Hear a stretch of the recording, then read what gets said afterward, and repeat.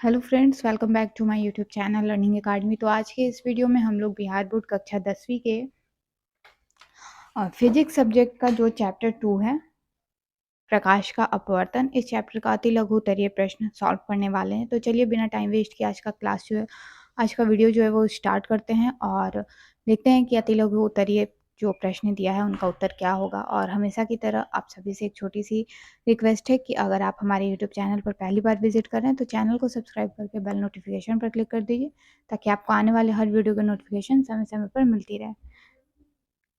तो चलिए आज का वीडियो जो है वो शुरू करते हैं। तो फ्रेंड्स, सबसे पहला प्रश्न दिया हुआ है कि जब प्रकाश एक माध्यम से दूसरे माध्यम में प्रवेश करता है तब प्रकाश की दिशा में जो परिवर्तन होता है उसको क्या कहते हैं। तो हमने आपको बताया था कि प्रकाश की दिशा में जो परिवर्तन होता है वो क्या कहलाता है, तो प्रकाश का अपवर्तन कहलाता है। ये चैप्टर हम लोगों ने लाइव क्लासेस में पढ़ा था। जो भी स्टूडेंट्स नए हैं, जो ये वीडियो आज पहली बार देख रहे हैं, हमारे चैनल पर पहली बार विजिट कर रहे हैं, तो उन सभी से हम यही रिक्वेस्ट करेंगे कि आप लोग इस चैनल पर जो भी लाइव क्लासेस होती हैं आप लोग उसको ज्वाइन करिए। उससे आपको बहुत ही बेनिफिट होगा। और मैंने इस चैप्टर को डिटेल में अच्छे से पढ़ा दिया है, इसका लिंक आपको नीचे डिस्क्रिप्शन बॉक्स में मिल जाएगा। Class 10th physics chapter in details करके, तो आप लोग जा करके इसको ज़रूर देखिएगा, ठीक है। तो पहला पॉइंट था, जब प्रकाश एक माध्यम से दूसरे माध्यम में प्रवेश करता है तब प्रकाश की दिशा में जो परिवर्तन होती है उसको क्या कहते हैं। तो यहाँ पे आपके बुक में दिया हुआ है, ये देखिए यहाँ पे दिया हुआ है कि प्रकाश की किरणों के एक पारदर्शी माध्यम से दूसरे पारदर्शी माध्यम में जाने पर जो दिशा परिवर्तन होता है अर्थात मुड़ने की जो क्रिया होती है उसको प्रकाश का अपवर्तन कहते हैं, ठीक है। तो पहला उत्तर ये हो गया। अति लघु उत्तरीय प्रश्न हम आपको बता दें कि ऑब्जेक्टिव टाइप प्रश्न है, ठीक है। आपको इसमें बहुत ज़्यादा डिटेल में नहीं लिखना होता है, बिल्कुल एक वर्ड में या एक सेंटेंस में उत्तर देना होता है। अगर एक वर्ड वाला जो है वो आप समझ प्रश्न है तो आप समझ लीजिए कि वो एक्चुअली एक वर्ड का हो या एक सेंटेंस का है, वो ऑब्जेक्टिव टाइप ही प्रश्न, ठीक है।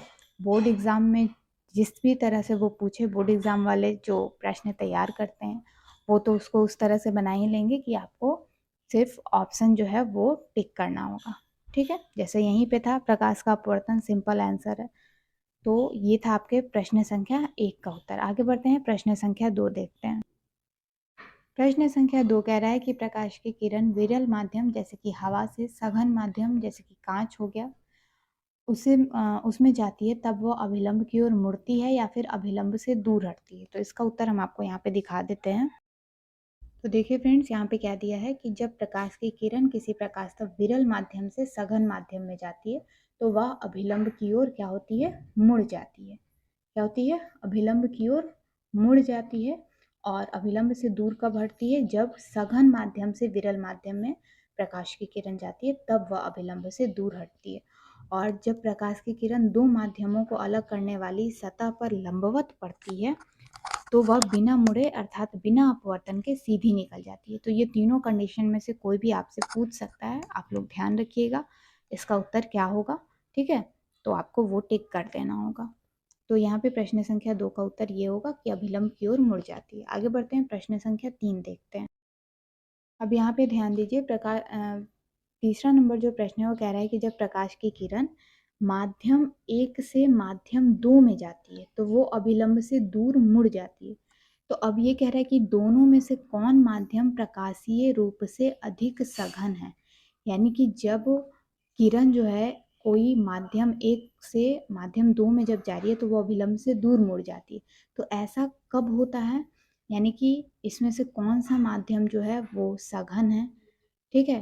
तो वो आपको यहाँ पे बताना है। तो अभी हमने आपको बताया कि सघन माध्यम से जो प्रकाशता विरल माध्यम में जाती है, जब प्रकाश की किरण प्रकाशता सघन से विरल में जाती है, यानी ये माध्यम 1 हुआ, ये माध्यम 2 हुआ, तो सघन से जब विरल में जाती है तब तो माध्यम 1 जो होगा ये आपका उत्तर हो जाएगा, क्योंकि ये सघन है, ठीक है। तो ये जब सघन है, जो कि प्रकाश की किरण माध्यम 1 से जब 2 में जाती है तो अभिलंब से दूर मुड़ जाती है, तो ये हमारा सघन होगा, ठीक है। प्रश्न बहुत तरीके से पूछा जा सकता है, आपको जो टॉपिक है वो क्लियर होना चाहिए, जिस टॉपिक से ये प्रश्न पूछ रहा है वो टॉपिक आपका क्लियर होना चाहिए, प्रश्न चाहे हजारों तरीके से पूछे। ठीक है, चलिए आगे बढ़ते हैं। प्रश्न संख्या 4 जो है वो क्या कह रहा है, वायु में प्रकाश 1 सेकंड में लगभग कितनी दूरी तय करता है। तो फ्रेंड्स हम आपको बता दें कि अगर आपसे किलोमीटर में आपको ऑप्शन दे तो 3 लाख किलोमीटर प्रति सेकंड होगा, और अगर आपको मीटर प्रति सेकंड में दे तो 3 गुना 10 का पावर 8, 3 गुना 10 का घात क्या होगा, 8 मीटर प्रति सेकंड। फ्रेंड्स 5 नंबर प्रश्न यहाँ पे आपसे पूछा है, स्नेल का नियम क्या है। तो प्रकाश के अपवर्तन के जो 2 नियम होते हैं, तो दूसरा वाला जो नियम है वही स्नेल का नियम कहलाता है। किन्हीं 2 माध्यमों और प्रकाश के किसी विशेष वर्ण के लिए आपतन कोण की ज्या और अपवर्तन कोण की ज्या का अनुपात एक नियतांक होता है। यहाँ पे आपको संकेत में दिया ही हुआ है, हिंट दिया है। वैसे अगर आप चाहें तो आप अपने बुक में भी देख सकते हैं।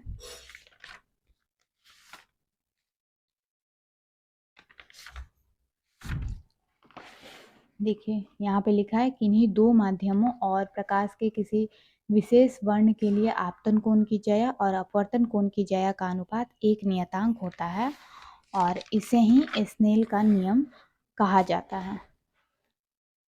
इस नियम को स्नेल का नियम भी कहा जाता है। ठीक है, और यहाँ पे दिया ही हुआ है स्नेल के नियम से साइन आई बटे साइन आर इक्वल टू एक नियतांक। ये हो गया आपका प्रश्न संख्या 5। आगे बढ़ते हैं, प्रश्न संख्या 6 देखते हैं। प्रश्न संख्या 6 कह रहा है, अपवर्तनांक की परिभाषा दे। तो आइए अब इस सब का उत्तर हम आपको लिख करके ही बता देते हैं। वैसे आपके बुक में भी दिया ही हुआ है, ऐसा नहीं है, लेकिन हम आपको यहाँ पे लिख के बता देते हैं। तो इसका उत्तर हो जाएगा कि किसी माध्यम का अपवर्तनांक शून्य में प्रकाश की चाल और उस माध्यम में प्रकाश की चाल के अनुपात को कहते हैं।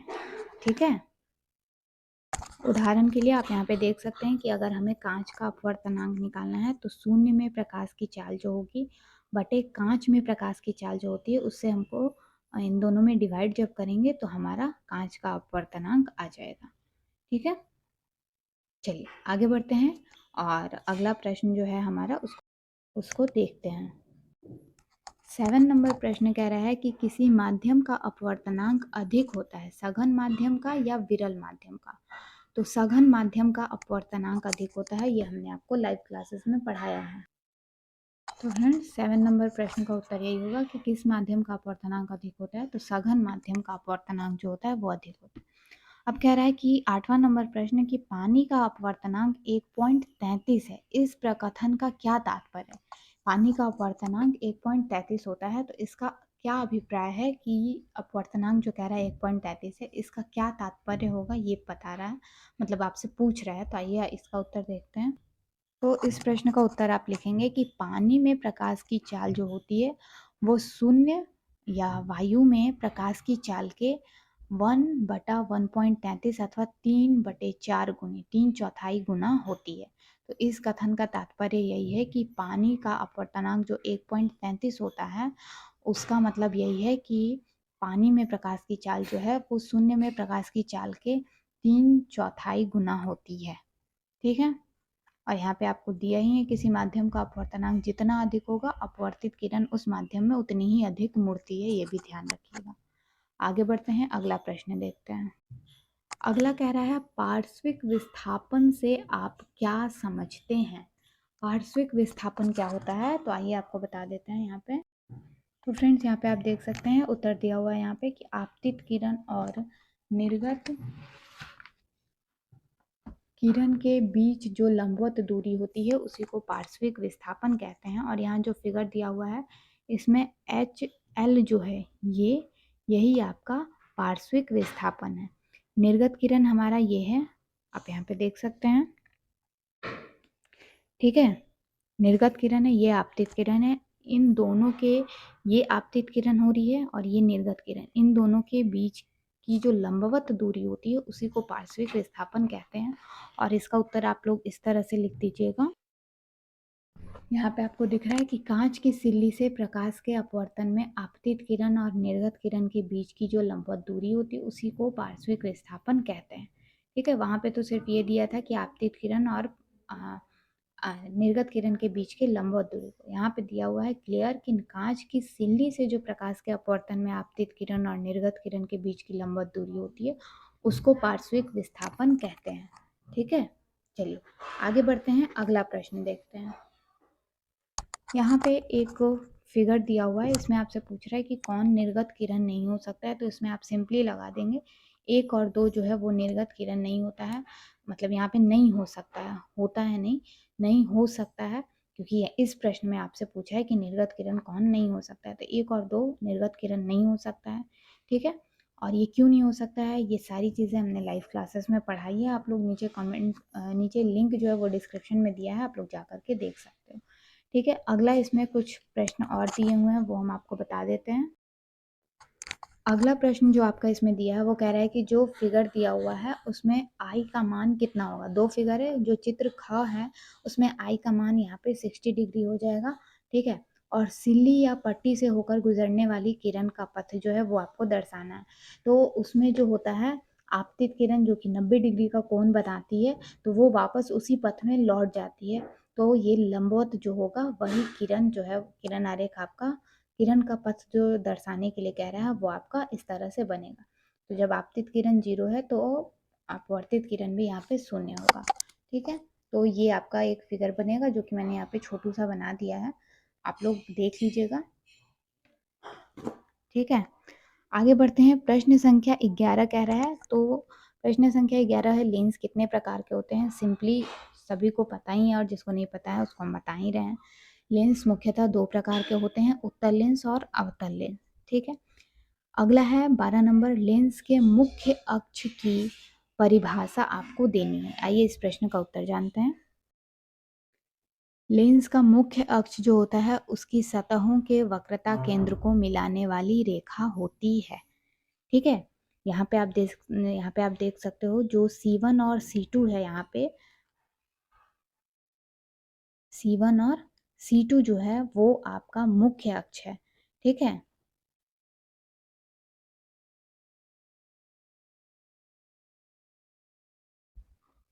यहाँ लिखा है समतल उत्तल ये वाला और समतला अवतल ये, इसमें गोलीय सतह के वक्रता केंद्र से समतल सतह पर डाला गया जो अभिलंब है वही मुख्य अक्ष होता है।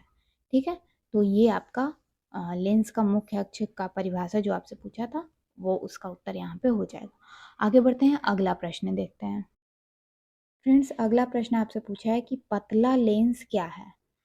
पतला लेंस जो है वो अधिकतर लोग कंफ्यूज हो जाते हैं, तो हम आपको बता दें यहाँ पे कि पतला लेंस जो होता है, पतला लेंस एक ऐसा लेंस है जिनसे होकर के जाने वाली किरण जो होती है वो लेंस से अपवर्तन के बाद बिना विचलन के सीधे निकल जाती है।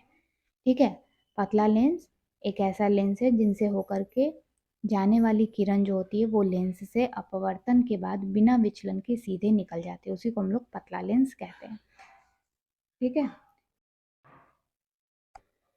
अगला प्रश्न फ्रेंड्स आपसे पूछा है कि प्रत्येक लेंस के कितने मुख्य फोकस होते हैं और लेंस के किस मुख्य फोकस को लेंस का फोकस कहा जाता है। तो आइए आपको इसका उत्तर देते हैं। तो फ्रेंड्स, प्रत्येक लेंस जो होता है उसके 2 मुख्य फोकस हो सकते हैं, मतलब होते हैं। ठीक है, हो सकते हैं नहीं, 2 होते हैं। ये देखिए, लेंस का ये प्रथम मुख्य फोकस है f1। ठीक है, और ये द्वितीय मुख्य फोकस है f2। दोनों लेंस में उत्तल और अवतल, ये प्रथम मुख्य फोकस, ये द्वितीय मुख्य फोकस। अब आपसे ये पूछा है कि किस मुख्य फोकस को लेंस का फोकस कहा जाता है। ठीक है, तो फ्रेंड्स हम आपको बता दें कि लेंस का जो प्रथम मुख्य फोकस होता है वो अवतल लेंस का फोकस कहलाता है और जो द्वितीय मुख्य फोकस होता है लेंस का वो उत्तल लेंस का मुख्य फोकस जो है वो कहलाता है। ये आपसे इस प्रश्न में पूछा गया था जिसका उत्तर हमने आपको यहाँ पे बता दिया है। तो प्रश्न संख्या 14 हमारा कंप्लीट हो गया। आगे बढ़ते हैं, प्रश्न संख्या 15 कह रहा है कि उत्तल लेंस के सामने किसी वस्तु को हम लोग कहाँ रखेंगे कि उसके आकार के बराबर के आकार का वास्तविक प्रतिबिंब बनता है। यानी कि जो हम लोगों ने उत्तल लेंस से बने प्रतिबिंब का जो किरण आरेख देखा था उसी में आपको इस प्रश्न का उत्तर मिलेगा। तो आइए देखते हैं उसको। तो देखिए, उत्तल लेंस से बने प्रतिबिंब, आपसे क्या पूछा है प्रश्न, आपसे प्रश्न पूछा है फ्रेंड्स कि प्रश्न पूछा है यहाँ पे, उत्तल लेंस के सामने किसी वस्तु को कहाँ रखने पर उसके आकार के बराबर का वास्तविक प्रतिबिंब बनता है। उसके आकार के बराबर का, तो उसके आकार के बराबर का आप यहाँ पे देखो कहाँ बनता है।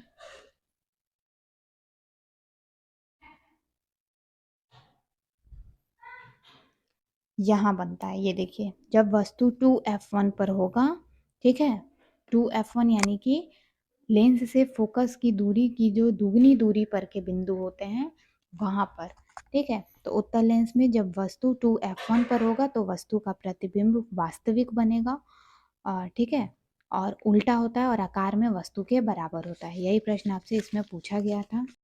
तो फ्रेंड्स, ये था प्रश्न संख्या 15 का उत्तर, जो कि उत्तल लेंस में वस्तु कहाँ रहेगा, 2f1 पर।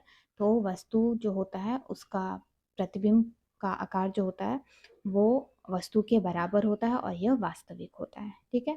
आगे बढ़ते हैं, प्रश्न संख्या जो है हमारा 16, उसको देखते हैं। प्रश्न संख्या 16 कह रहा है, फोकस दूरी किस लेंस की घनात्मक होती है, उत्तल लेंस की या अथवा अवतल लेंस की। तो इसका उत्तर भी यहाँ पे दिया हुआ है, हम आपको बता देते हैं। ये देखिए यहाँ पे लिखा हुआ है,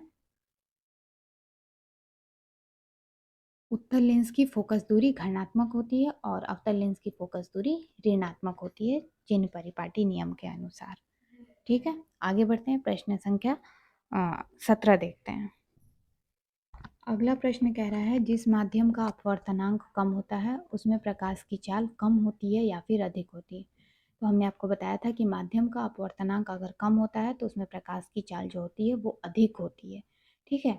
तो इसका संकेत भी यहाँ पे दिया ही हुआ है, अधिक। तो जिस माध्यम का अपवर्तनांक कम होता है उसमें प्रकाश की चाल जो होती है वो अधिक होती है। हम यहाँ पे आपको बुक में भी दिखा देते हैं, ठीक है। देखिए यहाँ पे दिया हुआ है, जिस माध्यम का अपवर्तनांक कम होता है उसमें प्रकाश की चाल अधिक होती है, ठीक है। यही प्रश्न आपसे पूछा था, इसका उत्तर यहाँ पे दिया हुआ। आगे बढ़ते हैं, प्रश्न संख्या 18 देखते हैं।